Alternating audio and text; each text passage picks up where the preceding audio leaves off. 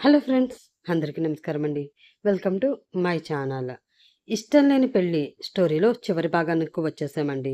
ఈ భాగం వినబోయే ముందుగా ప్రీవియస్ 2 భాగాలు ఎవరైనా వినకుండా ఉంటే ముందు అవి వినండి. అప్పుడే మీకు స్టోరీ క్లియర్‌గా ఉంటుంది.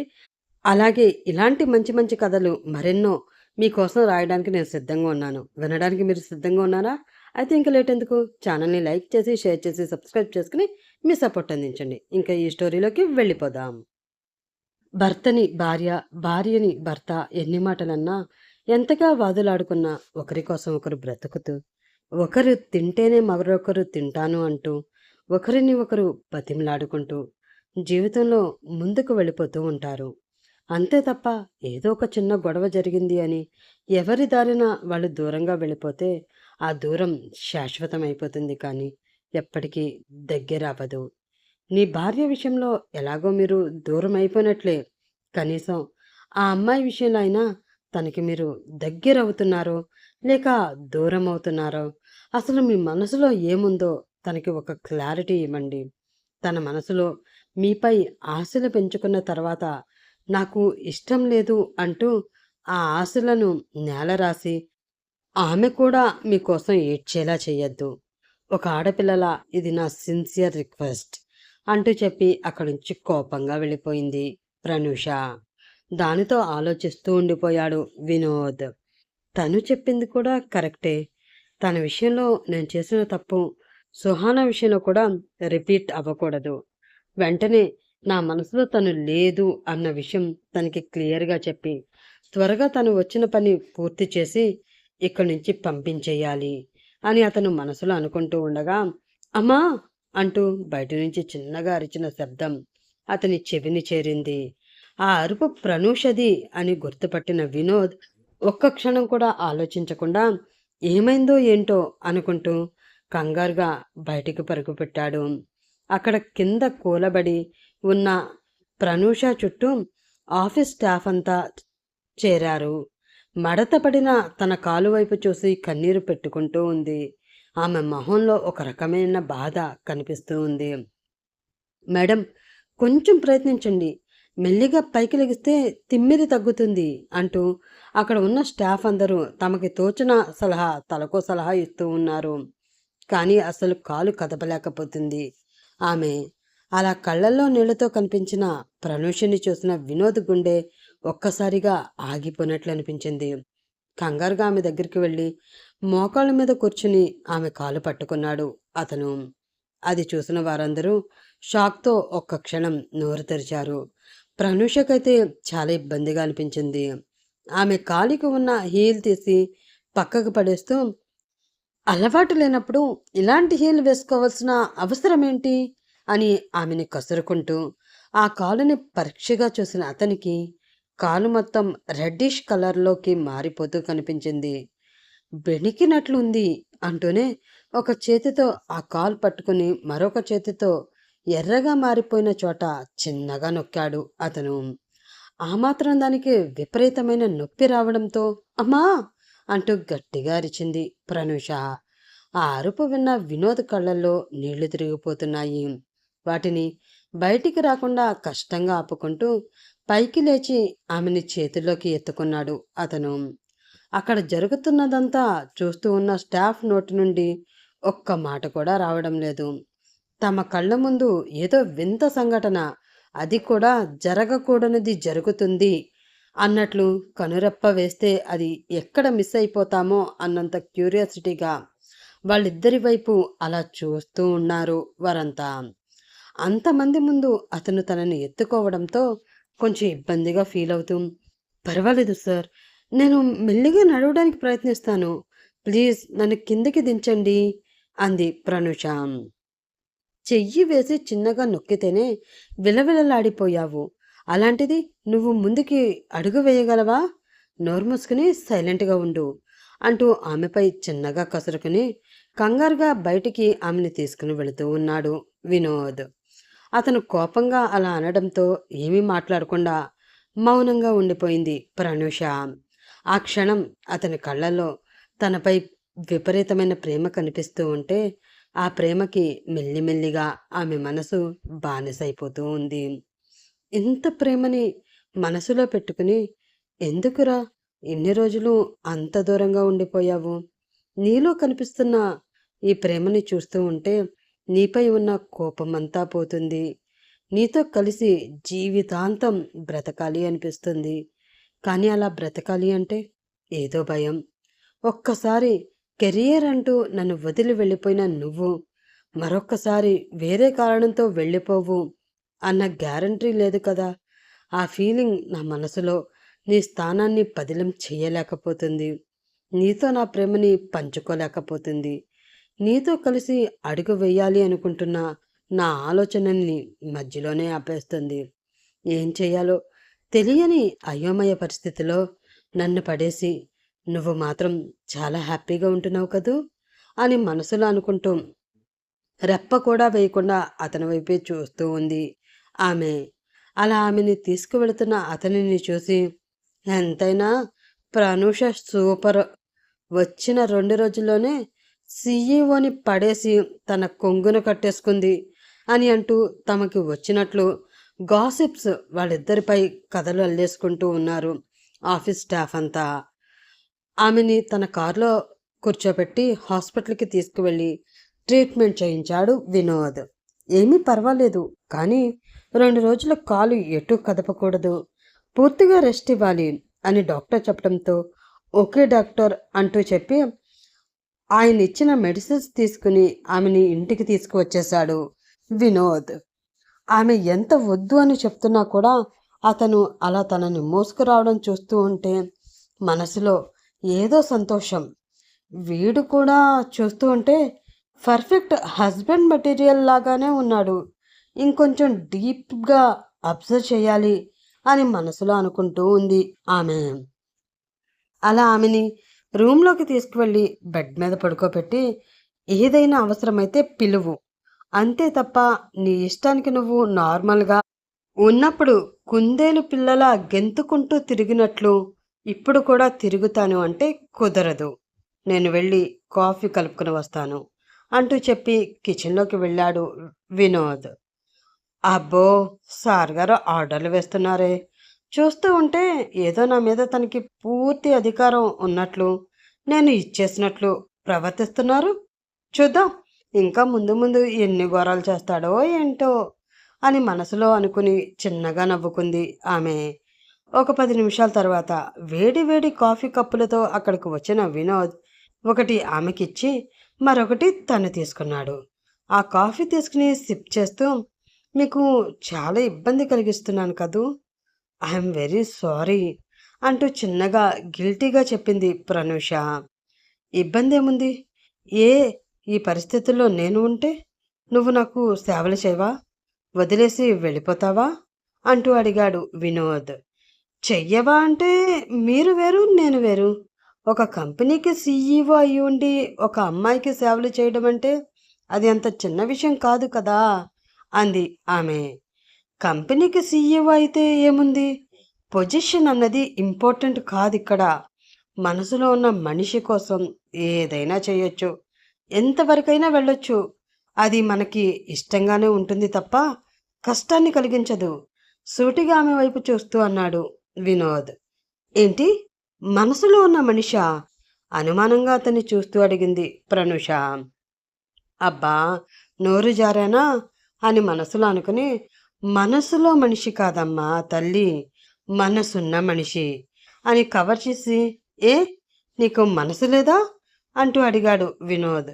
లేదా అంటే ఉంది, కానీ మీరు ఇందాక ఇలా అనలేదే అనుమానంగా అతన్ని చూస్తూ అడిగింది ఆమె. డౌట్ ఏమీ పెట్టుకోవాల్సిన అవసరం లేదు, నేను అన్నది క్లియర్గానే ఉంది. నువ్వు విన్నదే కొంచెం కన్ఫ్యూషన్గా ఉంది.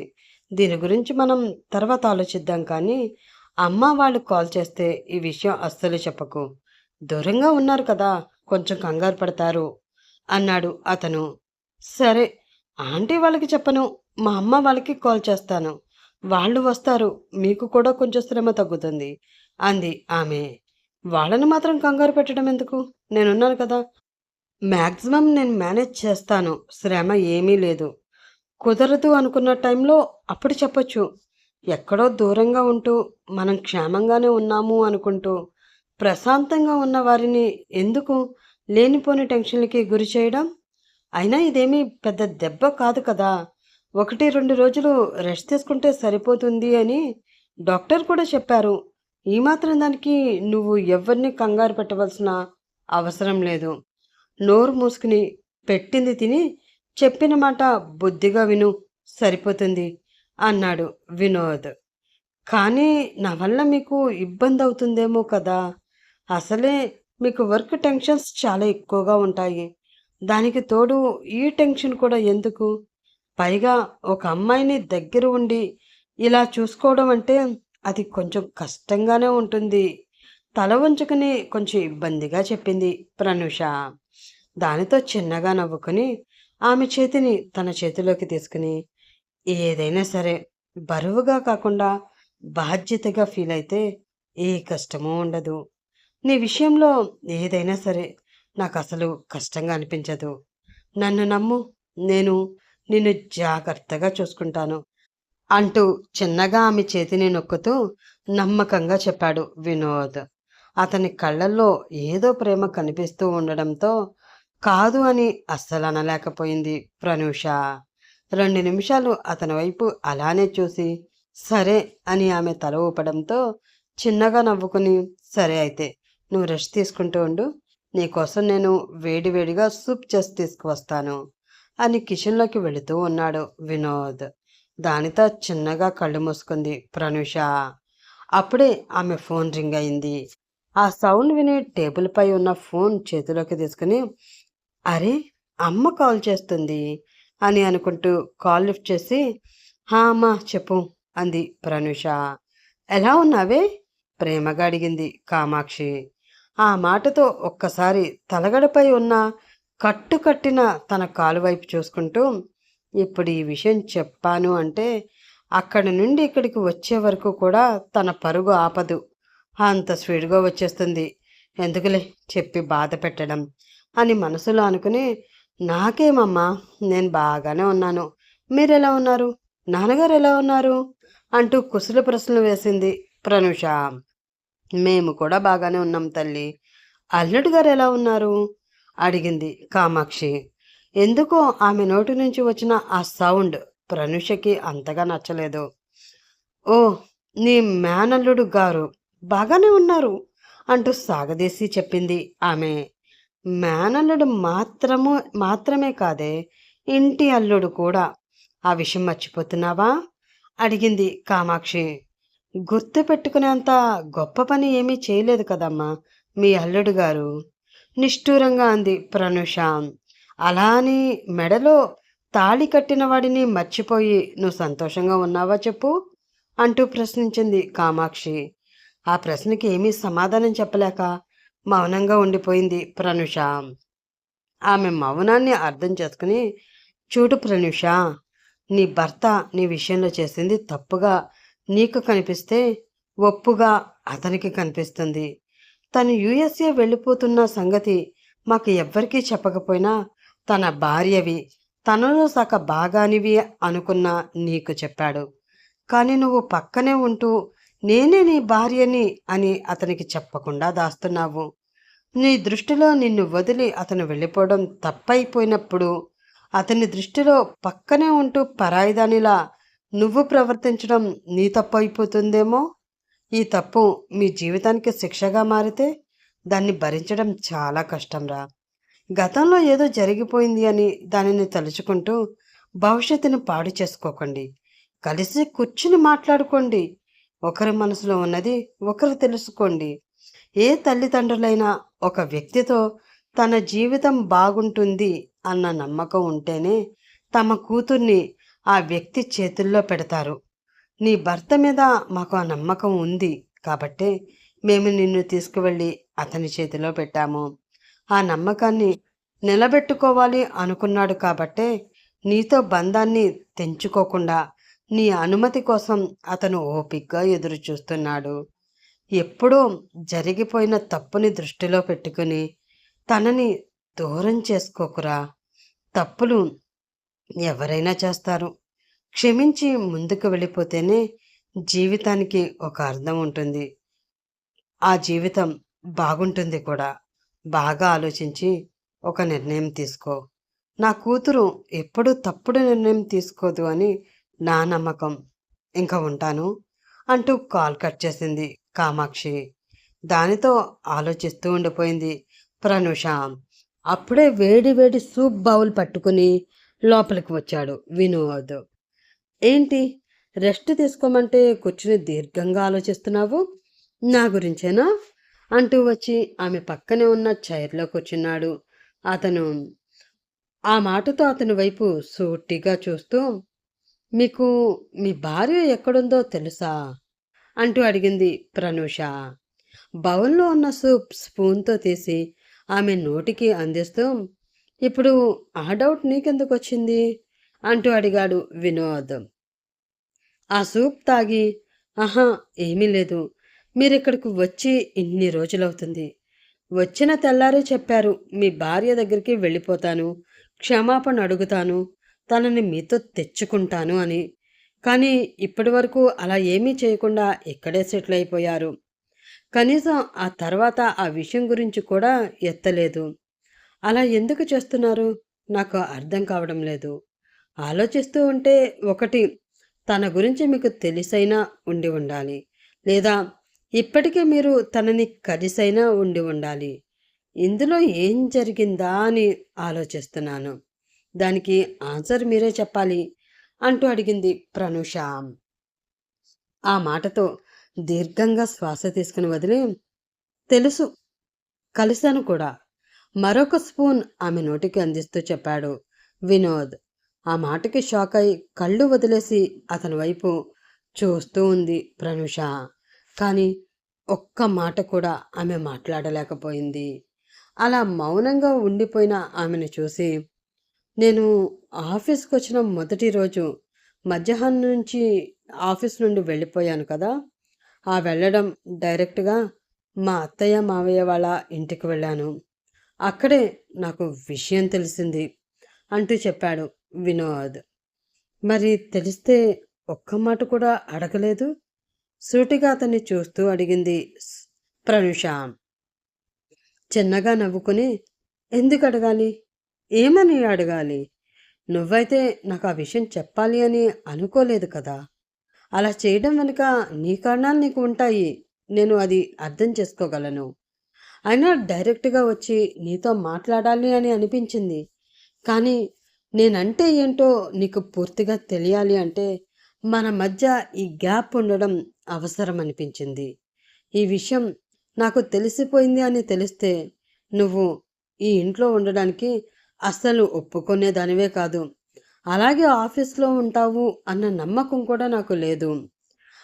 అలానే మన పెద్దవాళ్ళు కూడా ఏదోలా ఒప్పించి నిన్ను ఈ బంధంలో బలవంతంగా ఉండమని చెప్తారేమో అన్న అనుమానం కూడా నాలో ఉంది. అందుకే నేను ఈ విషయం తెలుసు అన్న సంగతి నీ దగ్గర ఓపెన్ అవ్వలేదు. ఏ బంధమైనా మన ఇష్ట ప్రకారం ముడిపడితేనే అందులో ముందుకు వెళ్ళగలం అని నా నమ్మకం. ఒకరి గురించి ఒకరు తెలుసుకోవడానికి ఇది ఒక మంచి అవకాశం అనిపించింది. అందుకే నువ్వే నా భార్యవి అని తెలిసినా కూడా తెలియనట్లు ఉండిపోయాను అని అంటూ ఆమెకి సూప్ తాగించడం పూర్తి అవడంతో, ఇంకా దీని గురించి ఎక్కువగా ఏమీ ఆలోచించకుండా ఫస్ట్ రెస్ట్ తీసుకో. ఆ తర్వాత ఏం చెయ్యాలి ఏంటి అన్నది అమ్మా నాన్న వచ్చిన తర్వాత అత్తయ్య మావయ్యని కూడా ఇక్కడికి పిలిపించి వాళ్ళ సమక్షంలో మన నిర్ణయం చెప్తాం. ఇప్పటికే నా విషయంలో నువ్వు ఒక నిర్ణయానికి వచ్చి ఉంటావు కదా. ఆ నిర్ణయం కరెక్టా రాంగా అని ఆలోచించుకోవడానికి నీకు కొంచెం సమయం కూడా ఉంది. ఏం డిసైడ్ అవ్వాలి అన్నా ఈ లోపలే డిసైడ్ అవ్వు.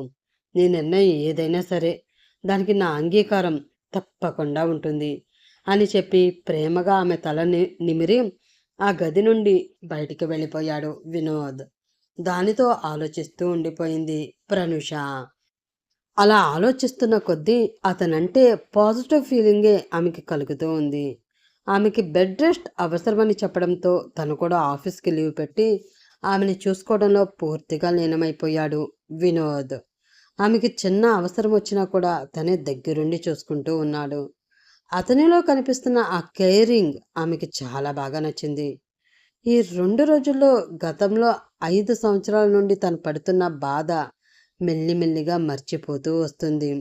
దానితో అతనితో కలిసి ముందుకు అడుగు వేయాలి అని మనసులోకి అనిపిస్తూ ఉండడంతో ఆ ఆలోచనలతోటే ఎక్కువ కాలం గడుపుతూ ఉంది ప్రనూష.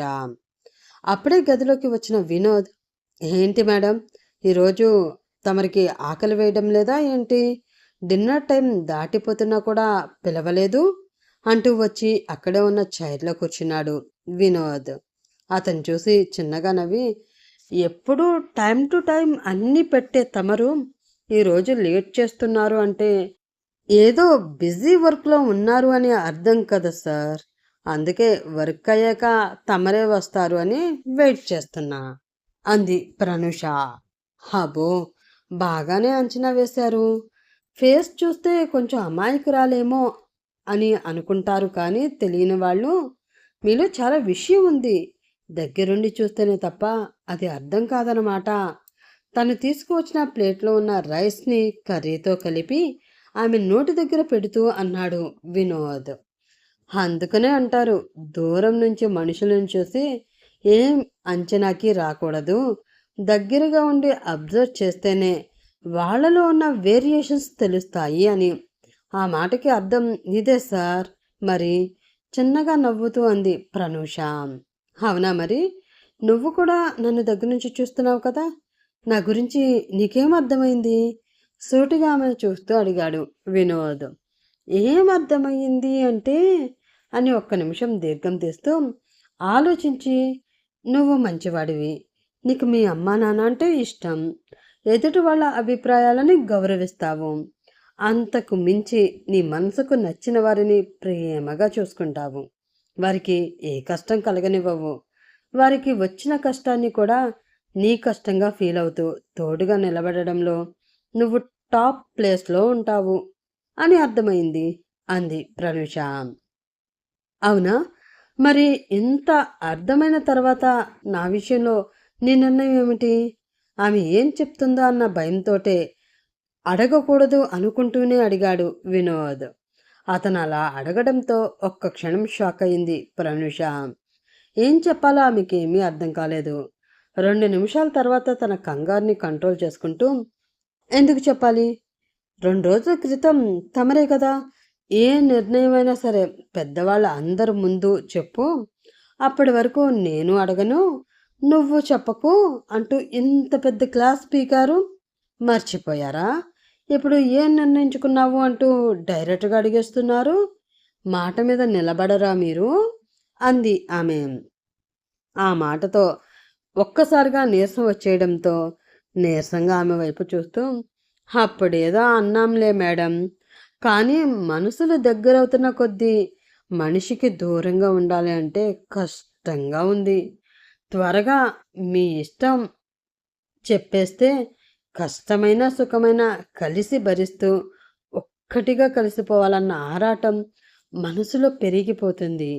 ఆ క్యూరియాసిటీతో అడిగాంలే అని ఆమెకి భోజనం తినిపించడం కంప్లీట్ అయిపోవడంతో ప్లేట్లో చేయి కడుక్కుని, రేపు ఆఫీస్లో చాలా ఇంపార్టెంట్ మీటింగ్ ఒకటి ఉంది, నీకు అన్ని ఏర్పాట్లు చేసి నేను ఆఫీస్కి వెళ్ళి వస్తాను అంటూ చెప్పాడు వినోద్. నేను వస్తాను అంది ప్రనుష. ఎక్కడికి? కొంచెం కోపంగా అడిగాడు వినోద్.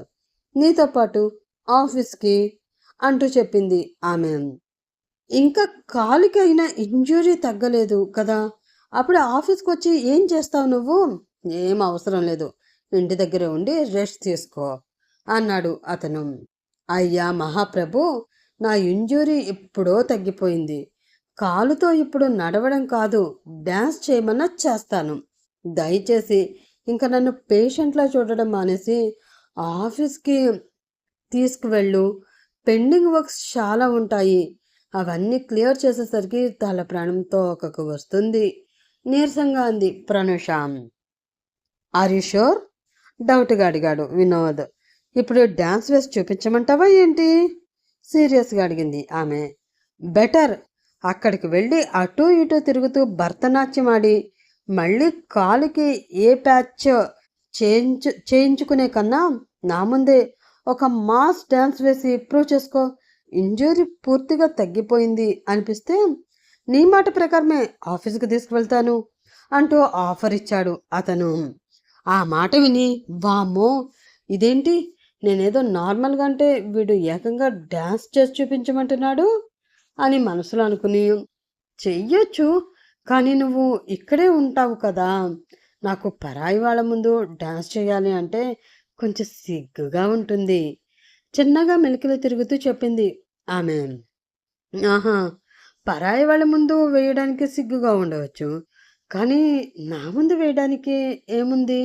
నేనేమి పరాయి వాడిని కాదు కదా, నువ్వు అనుకుంటే నీ వాడినైపోతాను చిలిపుగా కన్ను కొడుతూ అన్నాడు వినోద్. అబ్బో, చాలా ఆశలు ఉన్నాయి, కానీ అవన్నీ పక్కన పెట్టి ముందు వెళ్ళి పడుకో. రేపొద్దున ఆఫీస్కి వెళ్ళాలి, అసలే లేట్ అయిపోతుంది బాబూ అంది ఆమె. ఆ మాటతో విసుగ్గా ఆమెను చూస్తూ, అంతే తప్ప డ్యాన్స్ వేయను అంటావు అంతేగా? నీతో డ్యాన్స్ ఎలా వేయించాలో నాకు బాగా తెలుసు. నాకు టైం వస్తుందమ్మా, ఆ టైం కోసం నువ్వు ఎదురు చూస్తూ ఉండు అని చెప్పి అక్కడి నుంచి బయటికి వెళ్ళిపోతూ, నాకు చెప్పడం కాదు, నువ్వు కూడా చేతిలో ఉన్న ఫోన్ పక్కన పెట్టి పడుకో, రేపు ఆఫీస్కి వెళ్ళాలి కదా అన్నాడు అతను. ఆ మాటతో ఆమె పెదవులపైకి చిన్న చిరునవ్వు వచ్చింది. నిజంగా నన్ను కూడా ఆఫీస్కి తీసుకువెళ్తావా ఉత్సాహంగా అడిగింది ఆమె. తీసుకువెళ్ళాలి కదమ్మా, లేకపోతే ఇక్కడ మీరు ఏ విన్యాసాలు చేస్తున్నారో, మళ్ళీ ఎక్కడ ఏం విరగ్గొట్టుకుంటారో అన్న ఆలోచనలతో అక్కడ నేను సరిగ్గా వర్క్ చేయలేను. అదేదో తమరిని తీసుకువెళ్ళి నా కళ్ళ ముందు పెట్టుకుని చూసుకుంటూ ఉంటే మనసు కూడా ప్రశాంతంగా ఉంటుంది, వర్క్ మీద కూడా దృష్టి వెళుతుంది. కాబట్టి తీసుకువెళ్ళక తప్పదు. లే, గుడ్ నైట్ అంటూ చెప్పి బయటికి వెళ్ళిపోయాడు అతను. అతను వెళ్ళిన వైపు చూస్తూ, ఏదేమైనా వదలను అంటావు అంతేగా, పోనీలే, నువ్వు వదలకపోవడమే నాకు కావాలి అని మనసులో అనుకుని చిన్నగా నవ్వుకుంది ప్రనూష. నెక్స్ట్ డే మార్నింగ్ కాలు నొప్పి సెట్ అవడంతో ఎర్లీ మార్నింగ్ లేచి ఇంట్లో ఉన్న పనంతా చేసి వాళ్ళిద్దరికి టిఫిన్ ఇంకా లంచ్ ప్రిపేర్ చేసి ఫ్రెష్ అవడానికి వెళ్ళింది ప్రనూష.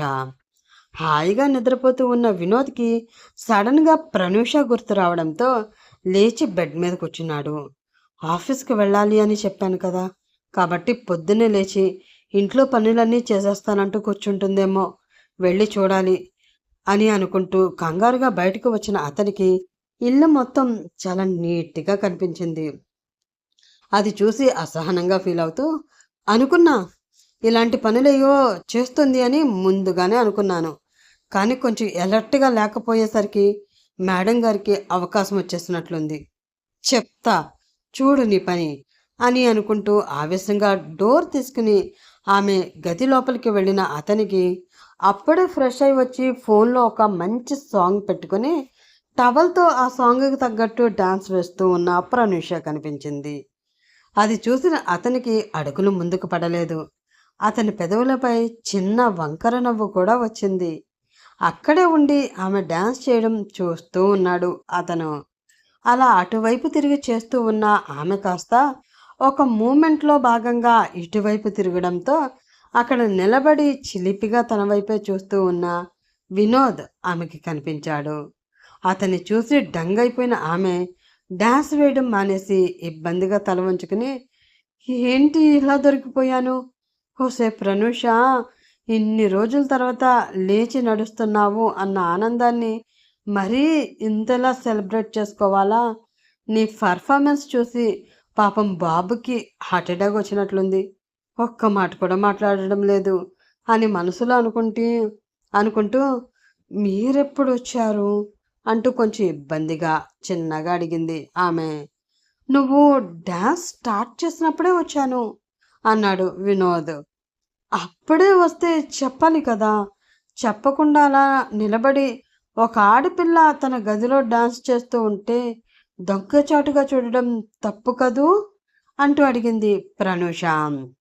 ఆ మాటకి చిన్నగా నవ్వుకుంటూ ఆమె దగ్గరికి వెళ్ళి ఆమె నడుం చుట్టూ తన చెయ్యి వేసి తన దగ్గరికి ఆమెని లాక్కుని ఆమె కళ్ళల్లోకి సూటిగా తన కళ్ళు పెట్టి చూస్తూ, ఒక ఆడపిల్ల డాన్స్ వేస్తే తన పర్మిషన్ లేకుండా చూడడం తప్పు కావచ్చు. కానీ కట్టుకున్న భార్య డాన్స్ వేస్తే జీవితాంతం ఆమెని కాపాడుకునే భర్తలా ఆమె ఏం చేసినా చూసే హక్కు, అధికారం నాకున్నాయమ్మడు. అందుకే చూస్తూ నిలబడ్డాను. ఏ మాటకి ఆ మాట చెప్పుకోవాలి కానీ, నువ్వు రాత్రి నేను అడిగినప్పుడే డాన్స్ చేస్తే అంత కిక్ వచ్చేది కాదు. కానీ ఇప్పుడు ఇలా టవల్ కట్టుకొని అర్ధనంగనంగా నా ముందు ఆడుతూ ఉంటే చూస్తూ ఉన్న నా మనసు గాలిలో తెలిపోయింది తెలుసా? ఒక రకంగా పేలిపోతుందేమో అన్న అనుమానం కూడా వచ్చింది అన్నాడు అతను. ఆ మాటతో అదిరిపడి కిందకి చూసుకున్న ఆమెకి తన గుండెల వరకు కట్టుకున్న ఉన్న టవల్ గుర్తు వచ్చింది. దేవుడా! ఇలా బుక్ అయిపోయానేంటి అని మనసులో అనుకుంటూ ఇబ్బందిగా అటు ఇటు కదులుతూ అతని నుండి తప్పించుకోవాలని ప్రయత్నం చేస్తూనే తన 2 చేతుల్ని క్రాస్ చేసుకుని భుజాల మీద అడ్డంగా పెట్టుకుంది ఆమె. అది చూసి చిన్నగా నవ్వుకుంటూ, కంగారు పడకలే, నీ పర్మిషన్ లేకుండా నిన్ను నేనేమీ చేయను కానీ పొద్దున్నే లేచి నిన్ను ఇంటి పనంతా ఎవరు చేయమని చెప్పారు? భర్త పర్మిషన్ లేకుండా ఇలా నీ ఇష్టానికి నువ్వు చేస్తూ ఉంటే నేను చూస్తూ ఊరుకుంటాను అనుకుంటున్నావా ఏంటి అంటూ అడిగాడు వినోద్. మీరే చెప్పారు కదా ఆఫీస్కి వెళుతున్నామని. మరి వెళ్ళే ముందు లంచ్ బ్రేక్ఫాస్ట్ ప్రిపేర్ చేసుకునే వెళ్ళాలి కదా. బయట ఫుడ్ హెల్త్కి అంత మంచిది కాదు కదా అతని మొహంలోకి చూస్తూ చెప్పింది ప్రనుష. ప్రస్తుతం ఆమె గుండె 100 దాటి కొట్టుకుంటూ ఉంది. ఫ్యాన్ తిరుగుతూ ఉన్నా కూడా ఆమె శరీరం మీద చిరు చెమటలు పట్టేస్తూ ఉన్నాయి. ముఖ్యంగా అతను వదులుతున్న వేడి శ్వాస తన మొహానికి తగులుతూ ఉంటే శరీరంలో ఏదో వింతైన భావన, ఒక రకమైన మార్పు కలుగుతూ ఉన్నాయి. అతని గట్టిగా కౌగిలించుకుని అలాగే అతని గుండెల్లో తలదాచుకుని ఉండిపోవాలి అనిపిస్తుంది. కానీ కష్టంగా ఆ కోరికని కంట్రోల్ చేసుకుంటూ, ప్లీజ్ వదలండి అని అడిగింది ఆమె. పట్టుకునే ఉండాలి అని నాకు ఉన్నా ఇంతకు మించి తట్టుకునే శక్తి నాకు లేదు. అందుకే వదిలేస్తున్నాను. కానీ నువ్వు వద్దు వదలండి అన్నా కూడా వదలకుండా పట్టుకుని ఉండే రోజు ఖచ్చితంగా వస్తుంది. ఆ రోజు పొరపాటును కూడా వదలను అని చెప్పి ఆమె నుదుటి మీద చిన్నగా ముద్దు పెట్టుకుని, త్వరగా రెడీ అవ్వు, నేను ఫ్రెష్ అయి వస్తాను అని చెప్పి బయటికి వెళ్ళిపోయాడు వినోద్. దానితో రిలాక్స్డ్గా ఊపిరి తీసుకుని అక్కడే బెడ్పై కూలబడిపోయింది ఆమె. ఒక్క క్షణం అక్కడ ఏం జరుగుతుందో ఆమెకి అర్థం కాలేదు. తన చేతితో అతని పెదవులు తగిలిన ప్రదేశంలో తడుముకున్న ఆమెకి ఏదో తెలియని తీయని అనుభూతి మనసుకి కలుగుతుంది. అది తలుచుకుంటూ ఉంటే పెదవులపైకి చిన్న చిరునవ్వు వస్తుంది. కాసేపు అదే ఫీలింగ్లో మురిసిపోతూ గడిపేసిన ఆమె తన ఫోన్ రింగ్ అవడంతో స్పృహలోకి వచ్చింది. దాంతో అటువైపు చూసి, ఇదేంటి సుహానా మేడం నాకు కాల్ చేస్తున్నారు అని అనుకుంటూ ఆ కాల్ లిఫ్ట్ చేసి, హలో మేడం, గుడ్ మార్నింగ్ అంటూ చెప్పింది ప్రనుష. గుడ్ మార్నింగ్, ఎక్కడున్నావు కొంచెం సీరియస్గా అడిగింది సుహానా. ఇంటి దగ్గరే ఉన్నాను మేడం, ఒక అరగంటలో ఆఫీస్కి బయలుదేరుతాను అంటూ చెప్పింది ప్రనుష. అరగంట కాదు, వెంటనే బయలుదేరు, ఇట్స్ ఎమర్జెన్సీ. నేను ఆల్రెడీ వినోద్కి కూడా కాల్ చేసి చెప్పాను, నువ్వు కూడా తనతో పాటు అర్జెంటుగా ఆఫీస్కి వచ్చాయి అంటూ ఆర్డర్ వేసి మరొక ప్రశ్న ఆమె అడగడానికి వీలు లేకుండా కాల్ కట్ చేసేసింది సుహానా. దానితో కట్ అయిన ఆ ఫోన్ వైపు చూస్తూ, ఏమైంది మేడం, ఎందుకు అంత సీరియస్గా ఉన్నారు, అంత అర్జెంటుగా రమ్మంటున్నారు, ఏమై ఉంటుంది అని అనుకుంటూనే టకటకా రెడీ అయ్యి బయటికి వచ్చిన ఆమెకి అప్పుడే రెడీ అయ్యి టెన్షన్గా వాచ్ వైపు చూసుకుంటూ ఆమె కోసం ఎదురు చూస్తూ కనిపించాడు వినోద్. ఏమైంది, మీరు కూడా టెన్షన్గా ఉన్నారు అతని కంగారుని గమనించి అడిగింది ప్రనూష. ఏమో తెలీదు, ఆఫీస్కి వెళితేనే కానీ ఏ విషయమో తెలీదు, త్వరగా రా అని అతను బయటికి నడుస్తూ ఉండగా వాళ్ళ కోసం పెట్టిన లంచ్ బాక్స్లు తన బ్యాగ్లో పెట్టుకుని, ఈ టెన్షన్లో టిఫిన్ తినమంటే లేట్ అయిపోతుంది అంటారు అని అనుకుంటూ టిఫిన్ కూడా మరొక బాక్స్లో పెట్టుకుని కంగారుగా బయటికి పరుగు పెట్టింది ఆమె. ఏంటి ఇంత లేటు, అని విసుక్కుంటూ కార్ డోర్ ఓపెన్ చేశాడు అతను. వచ్చేసాను కదా, ముందు మీరు ఆ టెన్షన్ తగ్గించుకోండి, ఏమీ అయ్యి ఉండదు, ఏమైనా చూసుకోవచ్చు అని అంటూ కార్ ఎక్కి కూర్చుంది ఆమె. వెంటనే స్టార్ట్ చేసి ఫాస్ట్గా కార్ని పోనిస్తూ ఉన్నాడు వినోద్. దానితో తనతో పాటు తెచ్చుకున్న బాక్స్ ఓపెన్ చేసి టిఫిన్ అతని నోటి దగ్గర పెట్టింది ప్రనుష. ఇప్పుడు నాకేమీ వద్దు, నువ్వు తిను, విసుగ్గా చెప్పాడు వినోద్. ఇప్పుడు ఏమీ వద్దు అంటారు, నాకు తెలుసు. టెన్షన్లో ఏమి తినాలి అని కూడా అనిపించదు అని, అలానే మనిషికి టెన్షన్ ఉంది కదా అని నీరసం రాకుండా అయితే పోదు కదా.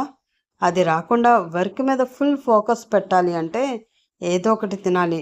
మీరు డ్రైవ్ చేస్తూ ఉండండి, నేను తినిపించేస్తాను అని అంటూ అతను వద్దు అని ఎంత చెప్తున్నా కూడా బలవంతంగా అతని చేత టిఫిన్ తినేలా చేస్తూనే తను కూడా తింటూ ఉంది ప్రనుష.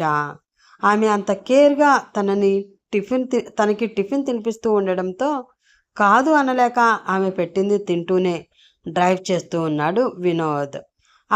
అలా వాళ్ళ ఆఫీస్కి వెళ్ళేసరికి అక్కడ వాతావరణం అంతా కొంచెం వేడిగా అనిపించింది.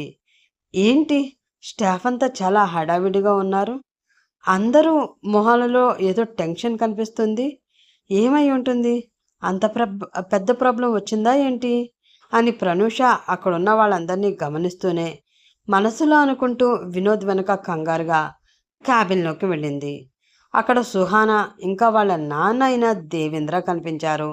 అతన్ని అక్కడ చూడగానే ఇద్దరూ ఒక క్షణం షాక్ అయ్యారు. గుడ్ మార్నింగ్ సార్, మీరెప్పుడొచ్చారు, వస్తున్నాను అని ఒక్క మాట కూడా చెప్పలేదు అంటూ అతన్ని కంగారుగా పలకరించాడు వినోద్. ఆ వెనకే వచ్చిన ప్రనూష కూడా అతనికి గుడ్ మార్నింగ్ చెప్పింది. ఆమెని ఏమాత్రం పట్టించుకోకుండా, అసలు నువ్వు ఆఫీస్కి వస్తేనే కదా వినోద్ నేను ఇండియా వస్తున్న సంగతి, ఆఫీస్కి వచ్చిన సంగతి తెలిసేది, చాలా హార్డ్ వర్కర్వి అని నిన్ను నేను నమ్మి ఈ కంపెనీకి సీఈఓ అని చేస్తే నువ్వు చేసే పని ఇదా అంటూ కొంచెం సీరియస్గా అడిగాడు ధర్మేంద్ర. ఏమైంది సార్, ఇప్పటి వరకు ఆఫీస్లో ఏ ప్రాబ్లం రాలేదు, వర్క్ అంతా పర్ఫెక్ట్గానే జరుగుతుంది కదా, నేను ఇంటి దగ్గర ఉండే వర్క్ అంతా చూసుకుంటూ ఉన్నాను అని వినోద్ అనడంతో ఒక ఫైల్ అతని చేతికి ఇస్తూ ఎక్కడ పర్ఫెక్ట్గా జరుగుతుందో ఒకసారి ఇది చూసి చెప్పు అంటూ ఒక కవర్ అతనికిస్తూ అన్నాడు ధర్మేంద్ర. దాంతో ఆ కవర్ తీసుకుని చూసి ఓ మై గాడ్, ఇంత పెద్ద పొరపాటు ఎలా జరిగింది అని మనసులో అనుకుంటూ, కానీ సార్ ఈ ప్రాజెక్ట్ గురించి నాకు అంతగా డీటెయిల్స్ తెలియవు సార్, అసలు ఇది ఎలా వచ్చిందో కూడా నాకు అర్థం కావట్లేదు, పైగా డెడ్ లైన్ దాటిపోతుంది అని వాళ్ళు మాకు ముందుగా నోటీసులు ఇచ్చింది కూడా లేదు, అందుకే ఈ విషయం నా నోటీస్కి రాలేదు, అయినా ముందుగా ఎటువంటి ఇన్ఫర్మేషన్ లేకుండా డైరెక్ట్గా వచ్చి పెనాల్టీ కట్టమంటే ఎలా, నేను ఒకసారి వెళ్ళి వాళ్ళతో మాట్లాడతాను అన్నాడు వినోద్. మాటలన్నీ అయిపోయాయి వినోద్, ఇది కేవలం నీ నిర్లక్ష్యం వల్లనే జరిగింది, ఎంతగానో నమ్మాను నిన్ను, కంపెనీని ఒక స్థాయిలో నిలబెడతావు అని అనుకున్నాను, కానీ ఈ స్థాయిలో నిలబెడతావు అని నేను అస్సలు అనుకోలేదు. వన్స్ మనం వాళ్ళకి పెనాల్టీ కట్టాము అంటే కంపెనీకి ఉన్న గుడ్ విల్ పోవడంతో పాటు నెక్స్ట్ ప్రాజెక్ట్కి ఇన్వెస్ట్ చేయడానికి కూడా ఫండ్స్ లేకుండా పోతుంది, అలా జరిగితే కంపెనీని మూసేయడం తప్ప వేరే మార్గం ఉండదు మనకు, చాలా సీరియస్గా అన్నాడు ధర్మేంద్ర. లేదు సార్, ఆ పరిస్థితి రాకుండా నేను చూసుకుంటాను, ఇప్పుడే వెళ్ళి వాళ్ళతో మాట్లాడతాను, జరిగిన పొరపాటుకి ఎలాగైనా క్షమాపణ చెప్పి నోటీసులు వెనక్కి తీసుకునేలా చేస్తాను అని వినోద్ అంటూ ఉండగా మధ్యలోకి వచ్చి, ఇప్పటి వరకు నువ్వు చేసింది చాలు, నిన్ను నమ్మినందుకు నన్ను, నా కంపెనీని రోడ్డు మీదకి తీసుకువచ్చేసావు నువ్వు, అసలు ఇన్ని రోజులు సెల్లె పెట్టి ఇంట్లో కూర్చోవలసిన అవసరం ఏమిటి నీకు, నువ్వు ఈ కంపెనీ సీఈఓ అన్న సంగతి మర్చిపోయి నీ ఎంజాయ్మెంట్ కోసం నువ్వు చూసుకుంటూ ఉంటే పరిస్థితి చూడు ఎక్కడి వరకు వచ్చిందో, అసలు ఒక సీఈఓకి ఉండవలసిన లక్షణాలు ఏమైనా ఉన్నాయా నీలో అంటూ ఫైర్ అవుతున్న ధర్మేంద్రని చూసి, డాడీ కూల్, వినోద్ గురించి నీకు తెలుసు కదా, తనేమీ అంత కేర్లెస్గా ఉండడు అని చెప్తూ ఉంది సుహానా. నువ్వు మధ్యలో మాట్లాడుకు బేబీ, ఇందులో నీ తప్పు కూడా ఉంది, అయినా నిన్ను నేను ఇక్కడికి ఎందుకు పంపాను, వర్క్ నేర్చుకోమనే కదా, నువ్వు అసలు ఏం నేర్చుకున్నావు, తను ఈ విషయాన్ని నోటీస్ చేయకపోతే నువ్వైనా చూసుకోవాలి కదా అంటూ సీరియస్గా ఆమెను చూస్తూ అడిగాడు ధర్మేంద్ర. ఆ మాటతో తల వంచుకుంది సుహానా. వినోద్కి కూడా ఏం మాట్లాడాలో ఏమీ అర్థం కావడం లేదు. కానీ ధర్మేంద్ర మాత్రం కోపంగా అతనిని చూస్తూ ఉన్నాడు. అప్పటి వరకు కష్టంగా అతను అంటున్న మాటలన్నీ వింటూ ఉన్న ప్రనూషకి ఇంకా ఓపిక నశించింది. సార్, ఇందులో వినోద్ సార్ తప్పేమీ లేదు. ఈ ప్రాజెక్ట్ని డీల్ చేసింది ఇంతకు ముందు ఉన్న సీఈఓ. అతను ఎలాంటి వాడో మీకు కూడా బాగా తెలుసు. ఆ కంపెనీ వాళ్ళు ఇదంతా కావాలని చేస్తున్నారు. ఆల్రెడీ వాళ్ళు ఇచ్చిన ప్రాజెక్ట్లో 75% వర్క్ కంప్లీట్ అయిపోయింది. ఇంకొన్ని రోజులు టైం ఇస్తే మిగతాది కూడా కంప్లీట్ చేసి వాళ్ళ ప్రాజెక్ట్ వాళ్ళకి అప్పగించేయవచ్చు అంటూ చెప్పింది ప్రనూష. అవును, నువ్వు చెప్పింది 100% కరెక్ట్. కొంచెం టైం ఇస్తే వాళ్ళ ప్రాజెక్ట్ వాళ్ళకి అప్పగించవచ్చు. కానీ వాళ్ళు ఆ టైం ఇవ్వను అంటున్నారు కదా. పెనాల్టీ వెంటనే కట్టాలి అంటూ కోర్టు నుండి నోటీసులు కూడా పంపించారు. సీఈఓ అయ్యుండి ఇష్యూ అంతవరకు వచ్చే వరకు పట్టించుకోకపోవడం మీ సార్ తప్పు కాదు అంటావా అంటూ సీరియస్గా అడిగాడు ధర్మేంద్ర. కాదు సార్, ఇది మా సార్ తప్పు కాదు. ఆయనకి ఈ ప్రాజెక్ట్ గురించి ముందు చెప్పకపోవడం నా తప్పు. నా వల్ల జరిగిన ఈ తప్పుని నేనే సరిదిద్దుతాను. ఇప్పుడే వెళ్ళి వాళ్ళతో మాట్లాడి ప్రాజెక్ట్ కంప్లీట్ అయ్యే వరకు వాళ్ళు మన జోలికి రాకుండా నేను చూస్తాను అని చెప్పి వాళ్ళకి మళ్ళీ మాట్లాడే అవకాశం కూడా లేకుండా కంగారుగా బయటికి వెళ్ళిపోతూ ఉంది ప్రనూష. ఆమె అంత ధైర్యంగా వాళ్ళతో మాట్లాడడం చూసిన వినోద్ ఒక్క క్షణం షాక్ అయ్యాడు. సుహానా, ధర్మేంద్ర కూడా ఆమె ధైర్యాన్ని చూసి ఒక్క క్షణం ఏమీ మాట్లాడలేకపోయారు. సిచ్యువేషన్ ఇంత సీరియస్గా ఉంటే తనేంటి అలా ఛాలెంజ్ చేసినట్లు మాట్లాడి వెళ్ళిపోతుంది? ఏం జరగబోతుంది అని ఒక్క నిమిషం ఆలోచించిన అతనికి తను ఏదో రిస్క్లో పడబోతుంది అని బాగా అర్థమైంది. దాంతో ప్రనూష వెయిట్, నేను వస్తున్నాను అంటూ ఆమె వెనకే పరుగు పెట్టాడు వినోద్. అది చూసిన ధర్మేంద్ర అసహనంగా ఫీల్ అయితే సుహానా కోపంగా ఫీల్ అయ్యింది. వచ్చిన ప్రాబ్లం గురించి డిస్కస్ చేయకుండా, సీరియస్గా ఉన్న డాడీని కూల్ చేయకుండా తనేంటి అలా అహమ్మాయి వెనమాల వెళ్ళిపోతూ ఉన్నాడు? తను ఇలా చేస్తే డాడీ దృష్టిలో చీప్ అయిపోడు. ఇలా ప్రవర్తిస్తూ ఉంటే రేపన్న రోజున డాడీ మా పెళ్ళికి ఒప్పుకుంటారా అని మనసులో అనుకుంటూ కోపంగా గోళ్లు కొరుకుతూ ఉంది ఆమె. వినోద్ బయటికి వెళ్ళేసరికి ప్రనూష ఆఫీస్ దాటి అటుగా వెళుతున్న ఆటో ఎక్కి అక్కడి నుంచి వెళ్ళిపోయింది. పరుగున అక్కడికి వచ్చి వెళుతున్న ఆ ఆటో వైపు అసహనంగా చూస్తూ కోపంగా ఫీల్ అవుతూ, అసలు ఏం చేస్తుంది ఈ అమ్మాయి? వెనక నేను వస్తున్నాను కదా, అసలు పట్టించుకోకుండా అలా వెళ్ళిపోవడం ఏంటి? పైగా ప్రాబ్లం సాల్వ్ చేస్తాను అని చెప్పి వెళుతుంది. ఆ కంపెనీ సీఈఓని కలవడం, అతనితో మాట్లాడడం, అతన్ని ఒప్పించడం అంత ఈజీ అనుకుంటుందా? లేదా తనేమైనా అంత స్పెషల్ అనుకుంటుందా వెళ్ళగానే అపాయింట్మెంట్ ఇచ్చేసి తనతో మాట్లాడడానికి? అయినా అలా ఒంటరిగా వెళ్ళిపోయింది. తనకేదైనా ప్రాబ్లం వస్తే ఏంటి పరిస్థితి అని మనసులో అనుకుంటూ వెనక్కి పరిగెత్తుకుంటూ వచ్చి తన కార్ తీసుకుని అక్కడి నుంచి ఆమె వెళ్ళిన ఆఫీసుకి వెళుతూ ఉన్నాడు వినోద్. అతను కొంచెం ఫాస్ట్గా డ్రైవ్ చేయడంతో సరిగ్గా ప్రనూష ఆటో ఆ ఆఫీస్ దగ్గరికి చేరుకునేసరికి అతని కార్ కూడా అక్కడికి వచ్చేసింది. కంగారుగా కారు దిగి ఆమె దగ్గరికి వెళ్ళి ఆమె చెయ్యి పట్టుకుని ఆపి, అసలు ఏం చేస్తున్నావు? ఎవరిని అడిగి వచ్చావు ఇక్కడికి అంటూ కోపంగా అడిగాడు వినోద్. అతని వైపు కొంచెం విసుగ్గా చూస్తూ, ఇది నా వల్ల వచ్చిన ప్రాబ్లం సార్, నేనే సాల్వ్ చేస్తాను, ప్లీజ్ మీరు ఇన్వాల్వ్ అవ్వకండి ముందుకు నడుస్తూనే చెప్పింది ప్రనూష. అది అంత చిన్న విషయం అనుకుంటున్నావా నువ్వు సాల్వ్ చేయడానికి అంటూ సీరియస్ అయ్యాడు వినోద్. విషయం చిన్నదో పెద్దదో అన్నది అనవసరం సార్, సాల్వ్ చేసే స్టామినా మాత్రం నా దగ్గర ఉంది. నమ్మకం లేకపోతే నాతో రండి, నమ్మకం ఉంటే ఒక్క అవకాశం నాకు ఇచ్చి ఇక్కడే ఉండిపోండి, 10 నిమిషాల్లో వచ్చేస్తాను అంది ఆమె. దానితో అక్కడితో అతని అడుగులు ఆగిపోయాయి. ఒక్క నిమిషం ఆమె చెప్పిన దాని గురించి ఆలోచించిన అతను మళ్ళీ పరుగులాంటి నడకతో ఆమెని చేరుకుని ఆమె చెయ్యి గట్టిగా పట్టుకుని, నేను నీతో వస్తాను అన్నాడు. ఆ మాటకి చిన్నగా నవ్వుతూ, నమ్మకం లేదా అని అడిగింది ప్రనూష.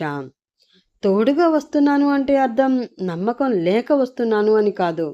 జాగ్రత్తగా చూసుకోవాల్సిన బాధ్యత ఉంది కాబట్టి వస్తున్నాను అని. నువ్వు ఎలా సాల్వ్ చేస్తావో నీ ఇష్టం. నేనేమి మాట్లాడను, ఇంటర్ఫీర్ అవ్వను, నీకు ఎలాంటి సలహాలు ఇవ్వను. కేవలం నీ చెయ్యి పట్టుకుని నీ పక్కనే ఉంటాను. కళ్ళతోనే నవ్వుతూ ఆమె వైపు చూస్తూ చెప్పాడు వినోద్. ఆ మాట విన్న ప్రనూషకి కూడా మనసుకి చాలా ప్రశాంతంగా అనిపించింది. అప్పటి వరకు మనసులో ఉన్న ఒక్క చిన్నపాటి భయం అతనిచ్చిన ఆ ధైర్యంతో తుడిచిపెట్టుకుని పోవడంతో ఈసారి ఎటువంటి బెరుకు భయం లేకుండా ముందుకు అడుగు వేసింది ఆమె.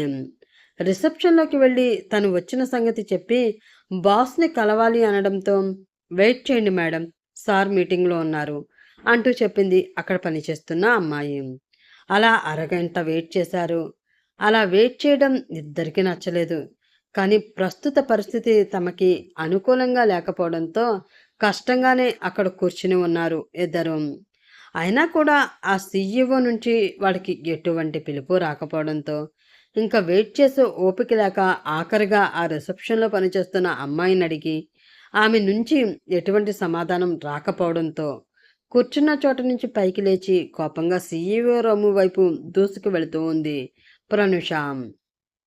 అలా కోపంగా ఆ రూమ్లోకి వెళుతూ ఉన్న ఆమెని అటెండర్ అడ్డుకోవడానికి ప్రయత్నించాడు. అయినా కూడా వినకుండా అతన్ని పక్కకు తోసేసి మరి ఆ క్యాబిన్లో అడుగుపెట్టింది ప్రనుష. వెనకే ఫాలో అయ్యాడు వినోద్. ఫోన్లో సరదాగా మాట్లాడుతూ ఎవరితోటో నవ్వుతూ కబుర్లు చెప్తూ ఉన్న ఆ కంపెనీ సీఈఓ జీవన్ అలా సడన్గా ఒకరు తన క్యాబిన్లోకి రావడంతో అటువైపు చూశాడు. అక్కడ కోపంగా తన వైపు చూస్తూ నిలబడింది ప్రనుష. ఒక్క క్షణం ఆమె వైపు అలా చూస్తూ ఉండిపోయాడు జీవన్. అతని కళ్ళల్లో ఏదో కోరిక కనిపిస్తూ ఉంది.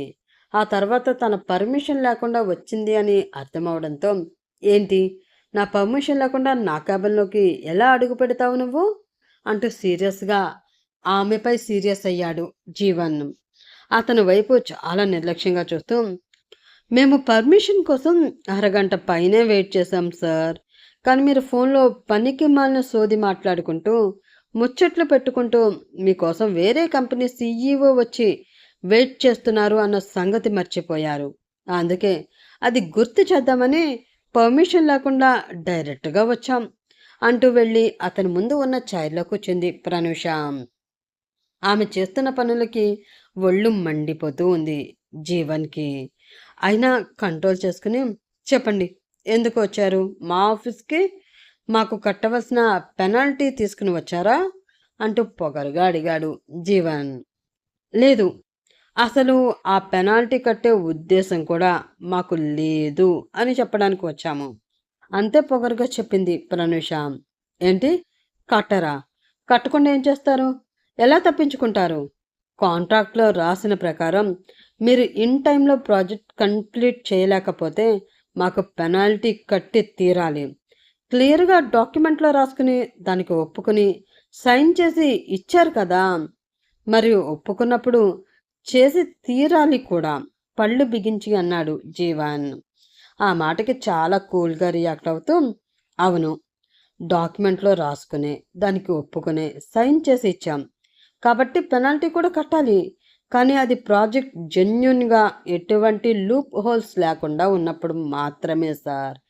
కానీ మీలో కానీ ఆ ప్రాజెక్ట్ మీతో చేసిన మా పాత సీఈఓలో కానీ ఆ జెన్యూనిటీ మిస్ అయ్యింది కదా, కాబట్టి మేమెందుకు కట్టాలి పెనాల్టీ అంటూ అడిగింది ప్రనూష. ఆ మాటకి కొంచెం తడబడుతూ, ఏం మాట్లాడుతున్నారు మీరు? మేము జెన్యున్గా ప్రాజెక్ట్ చేయకపోవడం ఏంటి? అలా చెప్పి నన్ను బెదిరించాలని చూస్తున్నారా ఏంటి అంటూ లేని గాంభీర్యాన్ని నటిస్తూ అడిగాడు జీవన్. బెదిరించవలసిన అవసరం నాకేంటి సార్, నేను నిజమే చెప్తున్నాను. మీకు ఏదైనా డౌట్ ఉంటే ఇదిగో ఈ వీడియో చూడండి, ఒక క్లారిటీ వచ్చేస్తుంది అంటూ తన ఫోన్లో ఉన్న ఒక వీడియో ఓపెన్ చేసి అతనికిచ్చింది ప్రనూష. అది చూసిన జీవన్కి భయంతో చెమటలు పట్టేశాయి.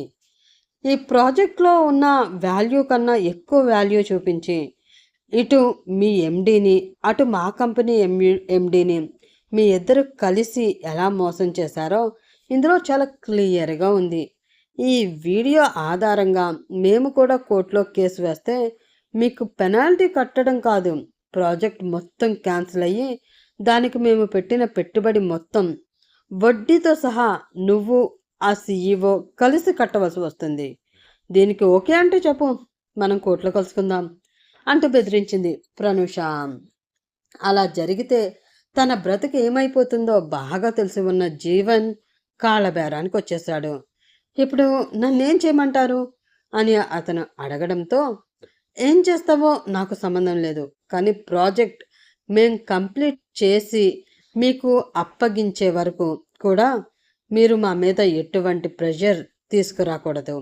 మళ్ళీ కోర్టులు, కేసులు, పెనాల్టీలు అంటూ ముందస్తు నోటీసులు ఇవ్వకుండా ఇలా మా మీద పడిపోవాలని చూస్తే ఈ వీడియో బయటకు వచ్చేస్తుంది. అప్పుడు నీ బ్రతికేమవుతుందో నేను స్పెషల్గా చెప్పనవసరం లేదు. అర్థమైందనుకుంటా అంటూ అడిగింది ప్రనూష. అర్థమైంది, ఇంకా నేను చూసుకుంటాను, మీరు ఆ వీడియో డిలీట్ చేసేయండి ప్లీజ్ అంటూ భయంగా అడిగాడు జీవన్. ముందు పని కాని తర్వాత చేస్తాలే అని చెప్పి అక్కడి నుంచి వినోద్ని తీసుకుని బయటకు వచ్చేసింది ప్రనూష. తనతో నడుస్తూ ఉన్న ప్రనూష వైపు చూసి, ఏమో అనుకున్నాను కానీ నీలో కొంచెం ధైర్యం ఎక్కువే, ఒక రకంగా రౌడీలా కూడా కనిపిస్తున్నావు అన్నాడు వినోద్. ఆ మాటకి చిన్నగా నవ్వుతూ, పక్కన నువ్వు ఉన్నావుగా, ఆ మాత్రం ధైర్యం చేయకపోతే ఈ సీఈఓకి తగ్గ పియ్యని అవలేనేమో అంది ప్రనూష. మొగుడికి తగ్గ పెళ్ళాన్ని కాలేనేమో అంటే బాగుండేది కదా చిన్నగా గొనిగాడు వినోద్. ఏంటి? ఆ మాట వినిపించినా కూడా మరొక్కసారి అతని నోటి నుండి వినాలి అని అడిగింది ప్రనూష. ఆహా, ఏమీ లేదు కానీ మరి నీ దగ్గర అంత పెద్ద సాక్ష్యం ఉన్నప్పుడు వాళ్ళు చేసిన ఫ్రాడ్ని బయట పెట్టొచ్చు కదా, ఎందుకు అలాంటి వెధవలకి ఛాన్స్ ఇవ్వడం అంటూ అడిగాడు వినోద్. ముందు బయట పెడదామనే అనుకున్నాను, కానీ ఇప్పుడు మనం చేస్తున్న ప్రాజెక్ట్ మధ్యతరగతి కుటుంబ వాళ్ళకి తక్కువ బడ్జెట్లో ఇల్లు కట్టి ఇవ్వడం. దీనివలన ఫ్రాడ్ చేసిన వీళ్ళిద్దరూ ఎంత నష్టపోతారో తెలియదు, కానీ ఆల్రెడీ బుక్ చేసుకున్న ఆ ఫ్లాట్లు వాళ్ళు చాలా నష్టపోతారు. అందుకే నేను బయట పెట్టలేదు. ధర్మేంద్ర గారికి మాత్రం విషయం చెప్పగలిగాను. అందుకే ఆ సీఈఓ కంపెనీ నుండి వెళ్ళిపోయి మీరు సీఈఓగా ఈ కంపెనీకి వచ్చారు. అలాగే ఈ ప్రాజెక్ట్ కంప్లీట్ అయ్యాక ఆ కంపెనీ ఎండీకి కూడా ఈ వీడియో పంపిస్తాను. దానికి వాళ్ళు ఎలా రియాక్ట్ అవుతారో ఇంకా వాళ్ళ ఇష్టం అంటూ చెప్పింది ప్రనూష. ఓ, ఉమెన్ విత్ హ్యుమానిటీ అన్నమాట. బాగుందమ్మా, చాలా బాగుంది అంటూ కార్ స్టార్ట్ చేశాడు వినోద్. అలా వాళ్ళిద్దరూ సరదాగా మాట్లాడుకుంటూ ఆఫీస్కి చేరుకున్నారు. అక్కడ టెన్షన్గా వాళ్ళ కోసమే ఎదురు చూస్తూ ఉన్నాడు ధర్మేంద్ర. అతని దగ్గరికి వెళ్ళి, టైం ఇచ్చారు సార్, మనం కంప్లీట్ చేసే వరకు వాళ్ళు మన జోలికి రారు అంటూ ప్రనూష చెప్పగానే అతనికి కూడా ఒక రిలీఫ్ వచ్చింది. అమ్మయ్య, నా నమ్మకాన్ని నిలబెట్టావమ్మా, ఇంక నేను ప్రశాంతంగా ఉండవచ్చు అని అతను అనడంతో చిన్నగా నవ్వి, నమ్మకం అంటే ప్రాబ్లం సాల్వ్ అయినప్పుడు వచ్చి ప్రాబ్లం రాగానే పోయేది కాదు సార్. ఒక మనిషి మీద మనం నమ్మకం పెట్టడం అంటే ఎలాంటి పరిస్థితుల్లోనైనా సరే ఆ నమ్మకం అలానే ఉండాలి. అంతేకాని జరిగిన తప్పుకి ఎదుటి వాళ్ళకి ఎంత బాధ్యత ఉందో తెలుసుకోకుండా మనసు బాధపడే విధంగా మనం మాట్లాడకూడదు. వయసులోనూ, అనుభవంలోనూ, హోదాలోనూ, సంస్కారంలోనూ పెద్దవారు మీకు చెప్పే అంతటి దాన్ని కాదు నేను. జీవితంలో ఎన్నో చూసి ఈ స్టేజ్కి వెళ్ళిన వారు. మిమ్మల్ని చూసి మీలా ఎదగాలి అనుకునే మాలాంటి వాళ్ళకి మీరు ఆదర్శంగా నిలిచి ముందుకు తీసుకువెళ్ళాలి తప్ప ఆవేశంలో మాటలు అని ఉన్న కాన్ఫిడెంట్ని కూడా తగ్గించాలి అని చూడకూడదు. తప్పుగా మాట్లాడితే క్షమించండి అంటూ చెప్పి అక్కడి నుంచి వెళ్ళిపోయింది ప్రనూష. దానితో ఆలోచనలో పడిన ధర్మేంద్ర తన తప్పు తనకి తెలియడంతో చిన్నగా నవ్వుకుని, ఐఎమ్ సో సారీ వినోద్, ఏదో టెన్షన్లో కోపం ఆపుకోలేక అనేసానే తప్ప నిన్ను అనాలని లేక నీ మీద నమ్మకం లేక కాదు. నీ మీద నాకు ఎప్పటికీ నమ్మకం ఉంటుంది. ఆ నమ్మకం ఈరోజు నీ పక్కన నిలబడి నిన్ను గెలిపించిన ఆ అమ్మాయిని చూశాక మరింత పెరిగిపోయింది. తను నీ పక్కనుంటే ఎప్పటికీ నీకు విజయమే లభిస్తుంది అంటూ అతని భుజం తట్టాడు ధర్మేంద్ర. ఆ మాట వినోద్కి కూడా చాలా హ్యాపీగా అనిపించింది. నిజమే, ప్రనూష నా పక్కన ఉంటే నాకు ఎప్పుడూ సంతోషంగానే ఉంటుంది అని అతను మనసులో అనుకున్నాడు. కానీ అక్కడే ఉండి వాళ్ళ మాటలు విన్న సుహానాకి మాత్రం ఆ మాట చాలా కోపం వచ్చింది. వినోద్ పక్కన ఉండవలసింది నేను, అది కాదు. ఆ విషయం అతి త్వరలోనే మీ అందరికీ తెలిసేలా చేస్తాను. సుహానా ఉంటేనే వినోద్ విజయం అని అందరూ అనేలా చేస్తాను అని మనసులో కోపంగా అనుకుంది ఆమె. ఆ క్యాబిన్ నుండి బయటకు వచ్చిన ప్రనూషని చూసి హ్యాపీగా ఫీల్ అవుతూ హాయ్ ప్రనూష అంటూ ఆమెకి ఎదురు వెళ్ళాడు వికాస్. అతన్ని చూడగానే మనసు నీరసంగా పెట్టి హాయ్ అంటూ చెప్పింది ప్రనూష. ఇప్పుడు కాలు నొప్పి ఎలా ఉంది? అంతా ఓకేనా? అయినా ఇంకో 2 రోజులు రెస్ట్ తీసుకోవాల్సింది. అప్పుడే ఆఫీస్కి వచ్చేసావేంటి? కన్సర్న్గా అడిగాడు వికాస్. నేను ఇంటి దగ్గర రెస్ట్ తీసుకుంటే ఆఫీస్లో వర్క్ ఎవరు చేస్తారు? మీ బాబా అని మనసులో అనుకుని వర్క్ ఉంటుంది కదా వికాస్ గారు, రెస్ట్ తీసుకుంటూ ఇంట్లో కూర్చుంటే వర్క్ పెండింగ్ పడిపోతుంది కదా. ఆ తర్వాత ఓవర్ టైం డ్యూటీ చేసినా కూడా వర్క్ ఇంకా ఉంటూనే ఉంటుంది. అంత కష్టం ఎందుకని వచ్చేసాను పళ్ళు కొరుకుతూ చెప్పింది ప్రనూష. అయ్యో, వర్క్దేముంది ప్రనూష, నువ్వు ఒక్క మాట అడగాలే కానీ నీ వర్క్ కూడా నేను చేయను చిన్నగా సిగ్గుపడుతూ అన్నాడు వికాస్. అయ్యో, మీకెందుకండి అంత శ్రమ? అసలు ఈ ఆఫీస్లో అందరికన్నా ఎక్కువగా వర్క్ చేసేది మీరే. దానికి తోడు నా వర్క్ కూడా అంటే మీరు రాత్రులు ఇంటికి వెళ్ళడం మానేసి మరీ ఇక్కడే వర్క్ చేస్తూ కూర్చోవాలి. అంత కష్టం మీకెందుకు చెప్పండి అంది ప్రనూష. ఇష్టపడిన వారి కోసం ప్రతి కష్టం కూడా చాలా హాయిగా ఉంటుంది ప్రనూష మెలకులు తిరుగుతూ అన్నాడు వికాస్. అబ్బో, చాలా కళలున్నాయి రాణిలో అని ఇప్పుడు అని మనసులో ప్రనూష అనుకుంటూ ఉండగా అక్కడికి వచ్చిన అటెండర్ సార్, మిమ్మల్ని CEO సార్ పిలుస్తున్నారు అంటూ చెప్పాడు. ఆ మాట విని చిన్నగా నవ్వుకుంది ప్రనూష. అబ్బా, ఏదో ఒక విధంగా లైన్లో పెట్టి నా ప్రేమ సంగతి ఈరోజు తనతో చెప్పేద్దాం అనుకుంటే ఈ CEOకి ఇప్పుడే నేను గుర్తొచ్చానా అని మనసులో అనుకుంటూ ఇప్పుడే వస్తాను, సార్తో మాట్లాడి వచ్చేస్తాను, నువ్వెక్కడికి వెళ్ళకు, నీతో ఒక ఇంపార్టెంట్ విషయం చెప్పాలి, కలిసి లంచ్ కూడా చేద్దాం అంటూ ఎక్సైటెడ్గా ఆమెకు చెప్తున్నాడు వికాస్. నువ్వు ముందు వెళ్ళి రారా, ఆయన నిన్ను వదిలి నువ్వు బయటకు వస్తే అప్పుడు లంచ్ సంగతి ఆలోచిద్దాంలే అని మనసులో అనుకుని అలాగే వికాస్ గారు, మీరు వెళ్ళండి అని చెప్పి తన సీట్లోకి వెళ్ళి వర్క్ చేసుకుంటూ ఉంది ప్రనూష. ఆమె అనుమానపడినట్లే వికాస్ ఆ క్యాబిన్ నుండి తిరిగి రాలేదు. అలా రోజులు గడుస్తున్నాయి. ప్రనూష వినోద్ రోజు రోజుకి దగ్గరైపోతున్నారు. ఇది వరకు అతని కార్ దూరంగా ఆపి అక్కడ దిగి నడుచుకుంటూ ఆఫీస్కు వచ్చే ప్రనూష ఇప్పుడు ఆఫీస్ దగ్గరే దిగుతుంది. అది చూసిన స్టాఫ్ అందరూ వాళ్ళిద్దరి మధ్యన ఏదో ఉంది అని గట్టిగా ఫిక్స్ అయిపోయారు. ఆ విషయం ఆఫీస్ అంతా హల్చల్ చేస్తూ ఉంది. మెల్లిమెల్లిగా ఆ విషయం సుహానా దగ్గరికి కూడా వెళ్ళింది. అంతకు ముందు నుంచే వారి మీద అనుమానం పడుతూ ఉన్న ఆమె ఈ విషయం తెలియడంతో కన్ఫర్మ్ చేసేసుకుంది. లేదు, దగ్గరవుతున్న వీళ్ళ ఇద్దరిని ఎలా అయినా విడగొట్టాలి, నా ప్రేమని నేను దక్కించుకోవాలి, వినోద్ ఎప్పటికీ నాకే సొంతం, తను మరొకరికి సొంతం అవడం నేను అస్సలు ఒప్పుకోను అని ఆమె మనసులో అనుకుంటూ ఉంది. అప్పుడే ఎక్స్క్యూజ్ మీ సార్ అంటూ లోపలికి వచ్చిన ప్రనూషని చూసిన ఆమెకి మరింత కోపం వచ్చేసింది. అక్కడ వినోద్ లేకపోవడంతో ఓ సార్ లేరా, నేను మళ్ళీ వస్తాను అని అంటూ వెళ్ళిపోతున్న ఆమెను చూసి బాస్ లేకపోతే అలా వెళ్ళిపోవడమేనా, వచ్చిన విషయం ఏమిటో నాతో చెప్పవలసిన అవసరం లేదా నీకు అంటూ సీరియస్గా అడిగింది సుహానా. అది కాదు మేడం, నేను సార్తో ఒక ముఖ్యమైన విషయం మాట్లాడడానికి వచ్చాను ఒక ప్రాజెక్ట్ గురించి ఆయనతో మాట్లాడాలి అని ప్రనూష అనడంతో, ఇక్కడ మీ సార్‌తో సమానంగా నేను ఉన్నాను. ఆ ప్రాజెక్ట్ విషయం ఏదో నాతో మాట్లాడవచ్చు. ప్రాబ్లమ్ ఏమీ లేదు. పళ్ళు బిగించి అంది సుహానా.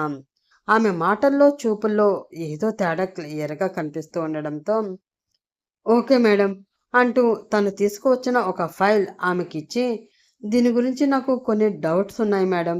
అవి క్లియర్ చేసుకోవడానికి ఒకసారి మనం వాళ్ళ ఆఫీస్‌కి వెళ్ళవలసి ఉంటుంది అంటూ చెప్పింది ప్రనూష. మనం వాళ్ళ ఆఫీస్‌కి వెళ్ళడం ఎందుకు? డౌట్స్ ఉన్నాయి అంటే వాళ్ళే వచ్చి క్లారిఫై చేస్తారు కదా! దానికోసం మనం వెళ్ళాలా? సీరియస్‌గా అడిగింది సుహానా. చేస్తారు మేడం. కానీ అలా చేయడానికి అతని పిఏ వస్తాను అంటున్నారు. నేను డైరెక్ట్‌గా సీఈఓతో మాట్లాడితే బాగుంటుంది అనుకుంటున్నాను.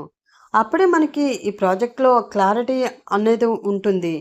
లేదు అంటే రిస్క్‌లో పడతాం అంటూ చెప్పింది ప్రనూష. అవునా? అయితే వెళ్ళి మాట్లాడేసిరా అంటూ చెప్పింది సుహానా. ఏంటి నేనా? అని షాకింగ్‌గా అడిగింది ప్రనూష. హా! నువ్వే. ఎందుకు అందులో అంత డౌట్? అడిగింది సుహానా. డౌట్ కాదు మేడం. దీని గురించి మాట్లాడడానికి సార్ కానీ, లేదా మీరు కానీ వెళ్తే బాగుంటుంది. నేనెలా వెళ్తాను? అని ప్రనూష అనడంతో, ఏ ఎందుకు వెళ్ళకూడదు? మొన్న ఆ ప్రాజెక్ట్ విషయంలో ఒక ప్రాబ్లమ్ వస్తే నువ్వే కదా వెళ్ళి సాల్వ్ చేశావు. ఇప్పుడు కూడా అలానే నువ్వే వెళ్ళు. అందులో తప్పేముంది? పైగా నేను నిన్ను వెళ్ళమని చెప్తూ ఉన్నప్పుడు ఇంకా ఆలోచించడం ఎందుకు? అంది సుహానా. కానీ మేడం మొన్న వెళ్ళింది ఆఫీస్‌కి కానీ, వీళ్ళతో మాట్లాడాలి అంటే బయట ఎక్కడైనా మాట్లాడుకుందాం. ఆఫీస్‌కి వద్దు అంటూ ఏదో హోటల్ అడ్రెస్ ఇచ్చారు మేడం. కాబట్టి సార్ వెళ్తే బాగుంటుంది అంది ప్రనూష. ఆ మాటకి అసహనంగా ఫీల్ అవుతూ, కంపెనీ మీటింగ్స్ అంటే మాక్సిమం హోటల్స్‌లోనే జరుగుతూ ఉంటాయి. దానిలో అనుమానపడడానికి, భయపడడానికి ఏమీ లేదు. ఈ కంపెనీకి కాబోయే ఎండీగా ఇది నా ఆర్డర్. నువ్వే వెళ్ళి ఆ డౌట్స్ క్లియర్ చేసుకునిరా. దీనికోసం సీఈఓ అవసరం ఏమీ లేదు అంటూ సీరియస్గా చెప్పింది ఆమె. దానితో ఇంకేమీ మాట్లాడలేక, సరే మేడం అంటూ ఆ ఫైల్ తీసుకుని వాళ్ళు పంపిన అడ్రస్కి బయలుదేరింది ప్రనూష. కానీ ఆమె మనసులో ఏదో భయం మెదులుతూ ఉంది. ఆమె వెళ్ళింది అని సీసీ కెమెరాలో చూసుకుని కన్ఫర్మ్ చేసుకుని వంకరగా నవ్వుకుంటూ తన ఫోన్ తీసుకుని ఎవరికో కాల్ చేస్తూ, మనం అనుకున్నట్లే అది బయలుదేరిపోయింది. చెప్పింది గుర్తు ఉంది కదా, మీ దగ్గరికి వచ్చింది మళ్ళీ తిరిగి ఇంటికి రాకూడదు అంటూ ఆర్డర్ వేసింది సుహానా.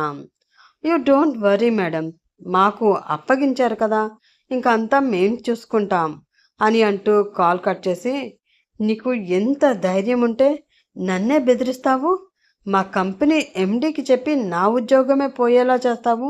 రావే, ఇక్కడికి రా, నీ సంగతి చూస్తాను అనుకుంటూ వంకరగా నవ్వుకున్నాడు జీవన్. హోటల్కు వచ్చిన ప్రనూష వాళ్ళిచ్చిన రూమ్ నెంబర్ వెతుక్కుంటూ అది దొరకడంతో ఆ రూమ్ బయట ఉన్న కాలింగ్ బెల్ ప్రెస్ చేసింది.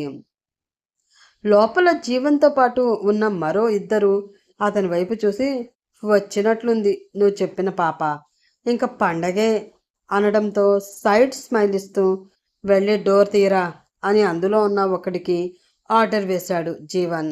సరే అంటూ వెళ్ళి అతను డోర్ తీయడంతో చిన్న చిరునవ్వుతో ఆ రూమ్లోకి అడుగుపెట్టిన ప్రనూష అక్కడ ఉన్న జీవన్ని చూసి షాక్ అయింది. వాళ్ళు మందు కొడుతూ ఎంజాయ్ చేస్తూ ఉండడం, వాళ్ళ చూపులు మాటలు తేడాగా ఉండడం చూసిన ఆమెకి గుండెల్లో ఏదో భయం స్టార్ట్ అయింది. వెంటనే అక్కడి నుంచి వెళ్ళిపోవాలి అన్న ఉద్దేశంతో వెనక్కి తిరిగింది ఆమె. కానీ ఆమె వెళ్ళడానికి అస్సలు అవకాశం లేదు అన్నట్లు డోర్ తీసి పట్టుకున్న వ్యక్తి వెంటనే డోర్ క్లోజ్ చేసి లాక్ చేశాడు. అది చూసి, ఏయ్, లాక్ చేస్తారేంటి? నేను బయటికి వెళ్ళాలి, ముందు పక్కకు తప్పుకోండి అంటూ అరిచి ఆ డోర్ తీయబోయింది ప్రనుష. ఎక్కడికే వెళ్ళేది అని అంటూ ఆమెని ఒక్కతోపు వెనక్కి తోశాడు ఆ వ్యక్తి. దానితో వెళ్ళి వెనక ఉన్న జీవన్పై పడింది ఆమె. ఆమెని పట్టుకుని తన వైపుకు తిప్పుకొని కోపంగా ఆమె వైపు చూస్తూ, నీకు ఎంత ధైర్యం ఉంటే నా ఉద్యోగమే పీకిస్తావు? ఈరోజు నీ బ్రతుకు ఏం చేస్తానో చూడవే అంటూ లాగిపెట్టి ఆమె చెంప మీద గట్టిగా కొట్టాడు జీవన్. దాంతో కళ్ళు తిరిగినట్లు అనిపించింది ప్రనుషకి. తిరుగుతూ కింద పడిపోతున్న ఆమెని మరో ఇద్దరు ఆమె చేతులు గట్టిగా పట్టుకుని ఆపారు. క్రూరంగా ఆమె వైపు చూస్తూ ఆమె దగ్గరికి వచ్చి ఆమెని తన మీదకి లాక్కొని తల వెనక తన చెయ్యి పెట్టి ఆమె పెదవుల దగ్గరికి తన పెదవులను తీసుకువెళుతూ ఉన్నాడు జీవన్. వదలరా నన్ను అంటూ అతని నుంచి తప్పించుకోవడానికి విడిపించుకోవడానికి తన స్థాయి శక్తులా ప్రయత్నిస్తూ ఉంది ప్రనుష. కానీ అతని బలం ముందు ఆమె బలం అస్సలు సరిపోవడం లేదు. అతన్ని ఆపలేకపోతుంది ఆమె. తన జీవితం ఇంకా నాశనం అయిపోతుంది, వాళ్ళ నుంచి తను తప్పించుకోవడం కష్టం అని ఆమె భయం పడుతూ ఆమె బ్రెయిన్కి అర్థమవుతూ ఉండగా ఒక్కసారిగా పెద్ద సౌండ్ చేస్తూ ఆ డోర్ తెరుచుకుంది. దానితో అదిరిపడి ఆ నలుగురు అటువైపు చూడగా కోపంగా వాళ్ళ వైపు చూస్తూ కనిపించాడు వినోద్. అక్కడ అతన్ని చూడగానే ఏదో తెలియని ధైర్యం ప్రనుష మొహంలో కనిపిస్తూ ఉంది. కానీ ఆమెని ఆ పరిస్థితిలో చూసిన వినోద్ బ్రెయిన్ పనిచేయడం ఆగిపోయింది. అతని కళ్ళల్లో ఆ దృశ్యం ఫీడ్ అయిపోతూ ఉండడంతో కళ్ళ నుండి చిన్న కన్నీరు కారుతూ ఉన్నాయి. రాయిలా నిలబడిపోయిన అతన్ని చూసి వినోద్ ప్లీజ్ సేవ్ మీ అని ఆమె గట్టిగా అరుస్తూ ఉంది. ఆ అరుపుతో స్పృహలోకి వచ్చి ఆవేశంగా వాళ్ళ దగ్గరికి వెళ్ళి చేతికి ఏది దొరికితే అది తీసుకుని వాళ్ళ తలలపై పగలగొడుతూ వాళ్ళని ఇష్టం వచ్చినట్లు కొడుతూ ఉన్నాడు వినోద్. ఆ క్రమంలో అతనికి కూడా కొన్ని దెబ్బలు తగిలాయి. కానీ అతను వాటిని ఏమాత్రం పట్టించుకోవడం లేదు. అతని దృష్టి మొత్తం ప్రనుషని ఇబ్బంది పెట్టినా వారిని చంపేయాలి అన్న దాని మీదే ఉంది. బయట నుంచి వాళ్ళు కొట్టుకోవడం చూసిన ఆ హోటల్ స్టాఫ్ వెంటనే ఆ విషయాన్ని మేనేజ్మెంట్కి కంప్లైంట్ చేశారు. దానితో బాడీగార్డ్స్ వచ్చి వాళ్ళని విడదీశారు. అప్పటికే ఆ ముగ్గురు వినోద్ చేతిలో చావు దెబ్బలు తింటూ ఉన్నారు. పోలీసులు కూడా అక్కడికి రావడంతో ప్రనుష కంప్లైంట్ ఇచ్చి ఆ ముగ్గురిని అరెస్ట్ చేయించింది. అయినా కూడా వినోద్ ఆవేశం అస్సలు చల్లారడం లేదు. వాళ్ళని చంపకుండా వదిలేశాను అన్న ఫీలింగ్ అతని కళ్ళలో క్లియర్గా కనిపిస్తూ ఉంది. ఒక్క క్షణం అతన్ని కదపడానికి కూడా ప్రనుషకి భయం వేసింది. ఎర్రగా ఉన్న అతని కళ్ళు చూస్తూ ఉంటే ఆమెకి ఏదో తెలియని భయం మనసులో కలుగుతూ ఉంది. కానీ అతన్ని అలాగే వదిలేస్తే ఏమైపోతాడో అన్న దిగులుతో వినోద్ అంటూ అతని భుజం మీద చేయి వేసింది ఆమె. దానితో సీరియస్గా ఆమె వైపు చూసి ఆమె చెయ్యి పట్టుకుని అక్కడి నుంచి తీసుకుని వెళ్ళి కార్ డోర్ తీసి ఆమెను అందులోకి తోసి తను కూడా కార్ ఎక్కి ఫాస్ట్గా డ్రైవ్ చేస్తూ ఉన్నాడు అతను. ఆమె ఎంతగా మాట్లాడించాలి అని చూసినా కూడా అతను ఒక్క మాట కూడా మాట్లాడలేదు. ఇల్లు రావడంతో సడన్ బ్రేక్ వేసి కార్ ఆపాడు అతను. భయంగా అతని వైపు చూస్తూనే కార్ దిగింది ఆమె. ఆమె దిగిన తర్వాత అతను కూడా దిగి తనలో ఉన్న టెన్షన్ని, కోపాన్ని, ఆవేశాన్ని తగ్గించుకోవడం కోసం ఒక సిగరెట్ తీసి వెలిగించాడు వినోద్. లోపలికి వెళుతూ ఉన్న ప్రనుషకి ఒక్కసారి వినోద్ని చూడాలి అనిపించింది. దానితో వెనక్కి తిరిగి అతన్ని చూసింది ఆమె. ఒక్క క్షణం అతను రావడం లేట్ అయి ఉంటే ఇప్పుడు ఆమె జీవితం ఏమయ్యేది, అసలు తను బ్రతికి ఉండేదాన్నా అన్న ఆలోచన ఆమె మెదడులోకి రావడంతో కళ్ళలో నీళ్లు వచ్చేశాయి.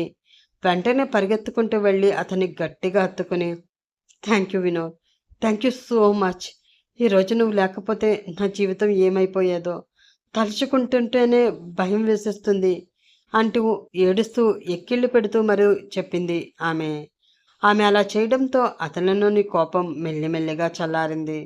చేతిలో ఉన్న సిగరెట్ కింద పాడేసి ఆమెని గట్టిగా కౌగిలించుకొని ఆమె భుజం మీద చిన్నగా ముద్దు పెడుతూ I love you Pranu, I love you so much. ఈరోజు నాకు అర్థమైంది నీపై నేను ఎంతగా ప్రేమను పెంచేసుకున్నానో. నువ్వు లేకుండా నేను బ్రతకలేను ప్రణు, నువ్వే నా ప్రాణం, I love you so much అంటూ ఆమెను మరింత గట్టిగా హత్తుకున్నాడు అతను. అతని నోటి నుండి ఆ మాట వింటూ ఉంటే ప్రనుషకి ఆనందంతో కన్నీళ్ళు వచ్చేస్తున్నాయి. I love you so much Vinod, I love you so much. నేను కూడా నిన్ను వదిలి అస్సలు ఉండలేను. అంటూ అతని గుండెల్లో తలదాచుకుంది ఆమె. అప్పుడే ఆ గుమ్మంలో లైట్ వెలిగింది. అది కూడా గమనించలేకపోయారు వాళ్ళు. అక్కడ కనిపించిన దృశ్యం చూసి క్లాప్స్ కొడుతూ వాళ్ళ చుట్టూ చేరి సంతోషంగా నవ్వుతూ ఉన్నారు రాఘవయ్య, కామాక్షి, శంకరం, వైజయంతి. ఆ నవ్వులు విని స్పృహలోకి వచ్చి అటువైపు చూసిన వాళ్ళిద్దరూ కూడా అక్కడ తమ పెద్దవాళ్ళు ఉండడంతో కొంచెం కంగారుగా దూరం జరిగారు. ఏంట్రా, మమ్మల్ని చూసి అలా కంగారు పడిపోతున్నారు? అనవసరంగా వచ్చి మిమ్మల్ని డిస్టర్బ్ చేశామా? కొడుకు భుజం మీద చెయ్యి వేసి నవ్వుతూ అడిగాడు రాఘవయ్య. నాన్న అంటూ చిన్నగా సిగ్గుపడ్డాడు వినోద్. నేను చెప్పాను కదా వదిన, నీ కూతురు నా కొడుకుని వదిలి ఎక్కడికి వెళ్ళిపోదు అని. చూసావా బల్లిలా ఎలా అతుక్కుపోయిందో? పక్కన ఉన్న కామాక్షితో అంది వైజయంతి. అత్తమ్మా అంటూ ఆమె మీద చిన్నగా కసురుకుని కామాక్షిని కౌగిలించుకుని ఎలా ఉన్నారమ్మా అంటూ అడిగింది ప్రనూష. ఇప్పటి వరకు మీ జీవితాలు ఏమైపోతాయో అన్న బెంగతో ఉన్నాం. ఇప్పటి నుంచి మీరు సంతోషంగా ఉంటారు అన్న ఆనందంతో ఉంటాం అంటూ ఆమె నుదుటి మీద చిన్నగా ముద్దు పెట్టుకుంది కామాక్షి. అది చూసి వినోద్ కూడా చిన్నగా నవ్వుకున్నాడు. కూతురు సంతోషాన్ని చూసి ఇన్ని సంవత్సరాలకి ఆమె జీవితానికి ఒక వెలుగు వచ్చినందుకు శంకరం మనసంతా ఆనందంతో నిండిపోయింది. ఇంకెందుకు లేటు, వెంటనే వీళ్ళ కార్యానికి ఏర్పాటు చేసేద్దాం. ఎరా, అప్పట్లో గదిలో అమ్మాయిని వదిలేసి పారిపోయావు కదా, ఇప్పుడు చెయ్యవు కదా? అలా చెయ్యను అంటేనే ఏర్పాటు చేస్తాం, లేదు అంటే చేసిన ఏర్పాట్లన్నీ వృధా అయిపోతాయి. చిలిపిగా కొడుకుని చూస్తూ అడిగాడు రాఘవయ్య. నాన్న, అప్పుడు ఏదో చేశానని ప్రతిసారి అలాగే చేస్తానా? అయినా ఎక్కడికి పారిపోకుండా ఈసారి నీ కోడలు నన్ను తన చీర కొంగికి కట్టేసుకుందిలే. ఇంక పొరపాటును కూడా పక్క చూపులు చూసేది లేదు అన్నాడు వినోద్. అవునా, మరి పాపం సుహానా ఏమైపోవాలి? అసలు మీ మీద చాలా ఆశలు పెట్టేసుకుంది కదా, తను హట్ అయిపోతుందేమో. ఒకసారి ఆలోచించకూడదు. అతన్ని ఏడిపించాలని అంది ప్రనుష. ఇంకెక్కడ సుహానా, నీ విషయంలో తను చేసిన తప్పుని నేను అంత ఈజీగా ఎలా క్షమిస్తాను? ఈ పాటికి నేను ఇచ్చిన వార్నింగ్కి భయపడి ఫ్లైట్ ఎక్కేసి చెక్కేసి ఉంటుంది అని మనసులో అనుకుని తనకేం చెప్పాలో ఎలా చెప్పాలో ఇక్కడి నుంచి ఎలా పంపించాలో నాకు బాగా తెలుసు. కానీ నువ్వు దాని గురించి ఆలోచించకుండా మన గురించి ఆలోచించు చాలు అంటూ ఆమెని దగ్గరికి తీసుకుని తన నుదురుతో ఆమె నుదుటిపై చిన్నగా కొడుతూ చెప్పాడు వినోద్. ఇది ఫ్రెండ్స్ వీళ్ళ లవ్ స్టోరీ. ఈ స్టోరీ మీకు బాగా నచ్చింది అనుకుంటున్నాను. నచ్చితే మాత్రం ప్లీజ్ లైక్ చేసి షేర్ చేసి సబ్స్క్రైబ్ చేసుకుని అలాగే స్టోరీ ఎలా ఉందో కామెంట్ చేసి చెప్పండి. మీకు ఏ టైప్ స్టోరీ వినాలని ఉంటుందో కూడా చెప్తే నేను అలాంటి స్టోరీసే రాసి మీకోసం తీసుకువస్తాను. మరొక స్టోరీలో మరొకసారి కలుసుకుందాం. అప్పటి వరకు bye bye. Have a nice day friends. Good night.